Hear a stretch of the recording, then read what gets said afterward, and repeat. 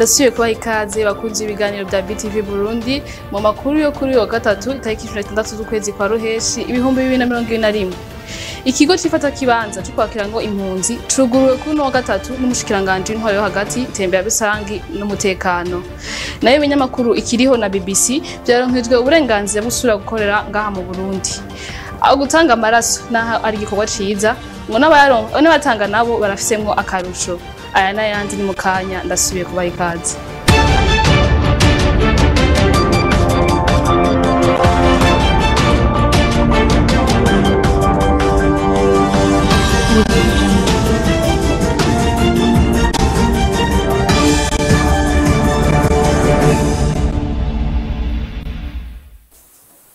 Nkuko nameje kwibabwira kuno gatatu niho hugururwa ikibanza kitafata kibanza cakira impunzi c'igihanga. Ico kigo kikaba cyatakirego kwakira abantu kuri no munsi bavuye muri Kongo iharanira demokarasi.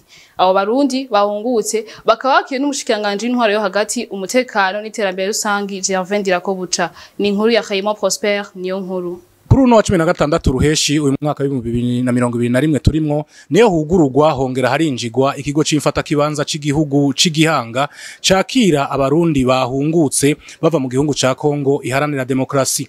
Umushikiranganje w'intwaro yo hagati n'umutekano Gervais Ndirakobuca ari nawe yakiriye abo barundi bahunguka akaba yabasavye kwandikisha abana bavukiye mu buhungiro hatibagiwe ubugeni bwakozwe hadakurikijwe amategeko. Mwari barutse ibibondo abandi nabo murubaka izanyu, ariko abo bana mwibarutse ntibanditswe mu bitabo byo Burundi, ndetse hariho n'ubugeni butaciye imbere y'amategeko y'u Burundi. Turabasabye rero mwandikishe abana banyu n'ubugeni mu bisata ndangamuntu. Mwibuke ko umwana atanditswe mu bitabo ndangamuntu iterambere ritamufatirako, ndetse leta ntirimuzi na wa mugambi wo kuvuza abana ku buntu abana batarenze imyaka 5 ntubagerako kuko abo bana atarupapuro rw'amavuka baba bafise. Ubugeni biri mu bimwe bifasha mu gukingira abakenyezi mu matati yaduka mu miryango. Ndabahamagariye rero gushika mwandikisha ubwo bugeni bwose bwabaye mu buhungiro kugira zimenywe n'amategeko y'u Burundi. Kubijanye no kwiteza imbere, umushikiranganje Ndirakobuca asaba abo barundi bahungutse gukorera hamwe no kwitura amabanki atandukanye aheruka gushingwa. Kugira aho mwacerewe muhariye kwiruka, mwame mwitwararika ibikorwa byo kwiteza imbere muje mu makoperative kugira ngo tudugirize ikivi hamwe atawusigaye inyuma, kuko imiti ikoranye kandi basogokuru barayamaze ko tubiri tuvurana ubupfu. Nawe Brigitte Eno icegera cyuserukira ishirahamwe HCR mu Burundi akaba yemereye abo barundi bahungutse ko ishirahamwe HCR rizobandanya ribakwirikirana na cyane cyane ribafashe mu bijanye no kwigisha abana babo. Ico kigo c'imfata kibanza c'igihanga mu ntara ya Bubanza kikaba cakiriye abarundi bahungutse kuri uno wa gatatu bangana n'imiryango 64 igizwe n'abantu 246. Bimwe mu bimenyesha makuru vyari vyarugariwe vyasubiye kuronswa uburenganzira bwo gukorera ngaha mu Burundi. Ivyo bimenyesha makuru akaba ari ikiriho ni radio BBC nkuko vyemezwa na Laurent Kaganda icegera c'urongoye urwego CNC. Tumukurikire. Muri ya ntumbero ya nyene icubahiro umukuru w'igihugu yaha abarongoye CNC yo kwicarana n'ibinyamakuru byafatiwe ibihano, twabahamagaye kugira ngo tubamenyeshe ingingo zibiri zafashwe ku neza y'ibinyamakuru bibiri, ikinyamakuru ngurukana mumenyi ikiriho ni radio y'abongereza benshi biyita BBC. Ni ingingo zafashwe kugira ngo turabe ko ibi binyamakuru byosubira gukora, abarundi bari mu Burundi n'abatari mu Burundi bari hanze bashobore kuvyumviriza canke kubisoma. Muri make rero iyi ngingo yo guhagarika ikinyamakuru ikiriho yari yafashwe ku igenekezo rya 12 Gitugutu muri 2018 na parake nkuru y'igihugu. Hanyuma warajejwe ico kinyamakuru yarahagaritse nkuko yabisabwe. Hanyuma mu nyuma arasaba ikigo kijeje gukurikirana ingene ibinyamakuru bikora ko yomuvugira muri parke kugira ngo asubire gukora. Niho natwe twabisaba ubwo rwego rwari rwafashe iyo ngingo, duca tumusaba ko ico kinyamakuru cobandanya gukora ariko twaguma tuyikurikirana. Nawe ntiyatevye ku igenekezo rya 4 z'uku kwezi kwa ruheshi muri 2021 yaciye atwishura, mbere yandikiye n'ico kinyamakuru twe arabitumenyesha amusaba ko yotangura gukora. Hanyuma mugagasaba ikigo CNC ko cobigenza nkuko bihora bigenda ku bindi binyamenyesha makuru biba biri mu bihano. Nico gituma twabahamagaye kugira ngo tubamenyeshe izuba ryaka bene umurango babona ko iki kinyamakuru ikiriho kironse uburenganzira bwo gusubira gukora atakuraba inyuma, ariko tukagisaba gukora cisunze amategeko kandi gikora ivyo conyene casavye ataguca hirya no hino. Tukaba tucifurije gutera imbere nk'umuzinga gikora ibirama mu vyo kizokora, ngirano ntigizokwibagira wa mugambi w'iterambere w'igihugu kuko gushika ubu niwo dusanzwe tugeze. Tukaba dushimiye abo twakoranye kugira ngo ibi bintu bibe nkuko biri ano masaha tugezeko. Hanyuma tukaba tubifurije ko boguma baroranirwa mu mabanga yabo, ndetse n'ababikinyamakuru bagakora baza barahanuza ivyo batazoba bategeye neza. Kuri no gatatu niho hahimbazwa icesi umunsi mpuzamakungu wahariwe umwana muri Afrika. Ibirori byo munsi bikaba byahimbarijwe muri site ya Sobere, komine Mutimbuzi n'intara ya Bujumbura. Umushikiranganji gushigikirana aranegura ingendo y'abavyeyi bataha abana babo bakabatuma mu byo gusega.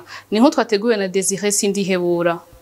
Ivyo birori byo guhimbaza umunsi mpuzamakungu wahariwe umwana w'umunyafrika byabereye muri site ya Sobere iri muri komine ya Mutimbuzi mu ntara ya Bujumbura, byaranzwe n'uturirimbo, ibikino n'imvyino twateguwe n'abana baba muri iyo site. Mu ijambo ry'ikaze ry'umuhanuzi wa Buramatari ajejwe imibano n'inkino mu ntara ya Bujumbura, Symforie Banshiriminsi yamenyesheje ko muri iyo ntara ya Bujumbura hacibonekeza abana babayeho nabi kubera ingorana hanini ziva ku miryango. Tuma bikuru biriko biratuma abana usanga batari mu miryango yabo. Ubwa mbere ho twovuga ko hari ubukene.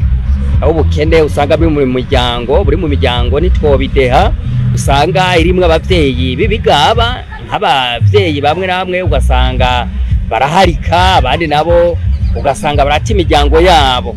Mu ijambo ryiwe Imeride Sabushimike aramutswa ubushikiranganje bwo gushigikirana imibano, agateka kazina muntu n'iterambere ridakumira, yagabishije abavyeyi basegesha abana bakiri bato canke bagaha abaja kubasegesha cyane cyane mu gisagara ca Bujumbura. Tuboneyeho akaryo ko gukebura abavyeyi bamwe bamaze kwikurako ibanga ryo kurera abana babo ngo babafashe kuzoshikira kazoza keza. Aha twovuga nk'abirirwa barasegesha abana mw'ibarabara, abandi bakabatanga ku bantu baja kubasegesha. Mumenye ko ataneza muriko muraronderera abana banyu.